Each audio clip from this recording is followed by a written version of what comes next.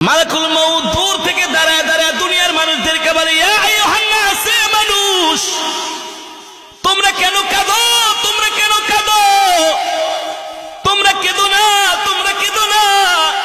আল্লাহর ইজ্জতের কসম, আল্লাহ তাআলা যতদিন তার হায়াতের জিন্দেগি দিয়েছিল ততদিন সে বেঁচে ছিল। তার হায়াতের জিন্দেগি শেষ, দুনিয়া থেকে আল্লাহ তাকে উঠায় নিছেন।